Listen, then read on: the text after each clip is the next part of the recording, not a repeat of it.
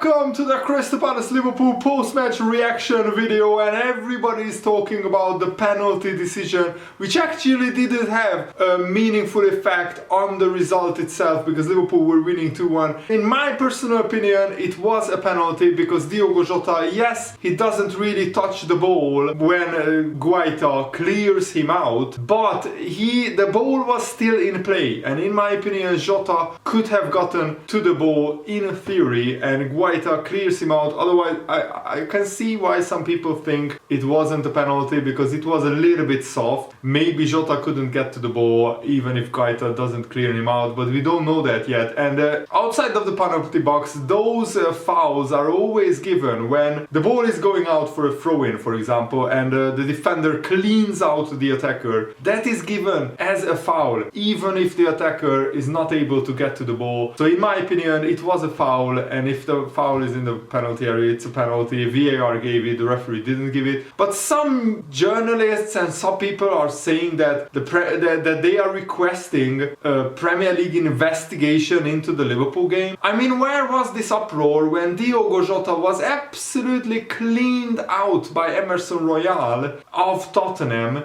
And there was nothing, no penalty, no VAR check, the referee didn't even go to the monitor, yet rival fans weren't protesting for, that decision, or against that decision, sorry. But because it's Liverpool and because we won the game 3-1 in the end, all the uproar is of course generated, and I think that shows how massive of a club Liverpool are. So let me know in the comments below, what do you think about the Jota penalty incident? That is the talk of the town at the moment. And this is a massive, significant 3 points for Liverpool, because this cuts our lead to 9 points, which seems like a lot behind Man City, but we have a game in hand, and if we win that game in hand, the difference could be 6 points. And Man City drew yesterday against Southampton, a game that they should have won. And I think there are chinks in Man City's armor. I think we can claw that gap back if we beat Man City at the Etihad. Then it's just 3 points. That's like one loss for Man City between now and the end of the season, apart from, of course, we need to beat them probably at the Etihad. But the title race still remains open, in my opinion, and Liverpool produced an absolutely brilliant first 25 minutes. I have no clue what happened after that, but the first 25 minutes Liverpool could have scored 4 or 5 goals. It was men against boys in that period, absolutely brilliant. But then something changed. Maybe Liverpool took their foot off the gas. Crystal Palace changed some things tactically, and they were much better for the second half, even better than Liverpool, and also they created so many chances, and Alisson put in an absolute man of the match performance. Alisson made at least 3, maybe even 4 saves, which could even be shown in the best saves of the season montage at the end of the season. Alisson, what a hero, what an absolute legend. And also, Virgil van Dijk scored an absolutely brilliant header from a Robertson corner. It was like on the training ground, honestly. Virgil van Dijk rises highest, unmarked, and heads it into the top corner. And then Robertson gets another assist by whipping a brilliant ball to the back post, where Oxlade-Chamberlain takes it down and finishes it clinically, and that's what Liverpool needed, clinical finishing. And Oxlade-Chamberlain, I'm so happy for him. Now he has 2 goals this season, and it looks like his twisted ankle wasn't a serious injury. Probably Jurgen Klopp took him off as a precaution in like the 55th minute. Minamino came on. But the second half, Liverpool lost their way a little bit. Crystal Palace started getting chances, and Liverpool just didn't dominate, didn't assert themselves as much as they were before in the first half. But I think Liverpool needed to hold their nerve. That last 30 minutes when Crystal Palace put us under pressure, it was massive. And Jurgen Klopp said this about the penalty incident. I didn't see it back, but Diogo Jota thought it was a penalty. The ref checked the screen, so VAR thought that it was a penalty as well. I don't know why we talk about this now. Do you think it was a penalty or not? I can't say anything about it, sorry. And Jurgen Klopp also said, I said to Alisson, thank you for saving our ass again. And he said, that's my job. Alisson, what a legend. And Jurgen Klopp, what a legend as well. And Fabinho scored the penalty, very, very cool.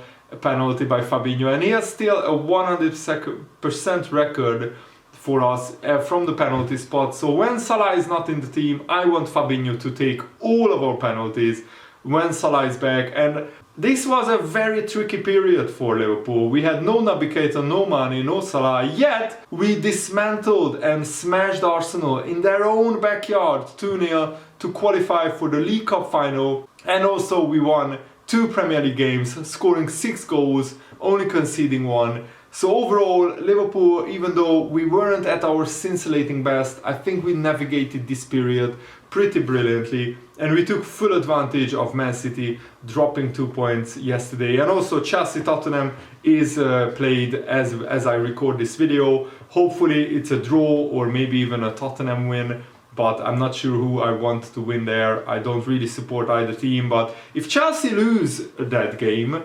then they could be dragged back into a race for third and fourth place. And it looks like there is big separation between the rest of the league and Liverpool and Manchester City, just like it was for the 2 seasons where Man City and Liverpool were going head to head, and the one season was won by 98 points, Man City, and then not by 99 points, Liverpool. I don't think this season any team will get 95 points or even more. Not even Man City, but I think the league will be won by at least 90 points. So let's hope Liverpool can get there.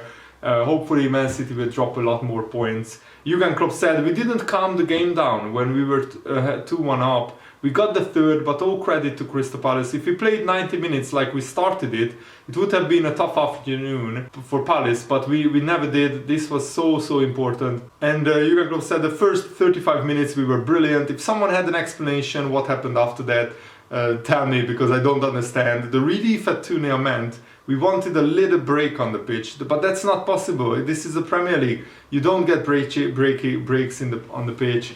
You don't get to take your foot off the gas without getting punished. Their chances we set up for them pretty much gave it away too much. And if it wasn't for Alisson, if we had probably any other goalkeeper in goal, Crystal Palace wins that game. That's how massive a difference Alisson made to the result and to how Liverpool played.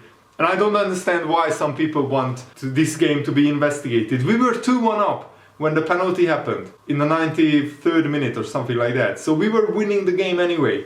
The penalty, even if it was a penalty or wasn't, it didn't affect the result directly. So I don't really understand the uproar, except when it's Liverpool, everybody is fuming when we get the decision. Even though, what is remarkable, and listen to this guys, Liverpool have fewer penalties given to them than at least 10 teams in the Premier League. So if you say a small team is never given that penalty, think again, because there are at least 10 sides in the Premier League who were given more penalties for them than Liverpool. So what do you think about that? Let me know in the comments below. And thanks for watching guys, I really hope you enjoyed this video. Have a nice evening, see you later, good night.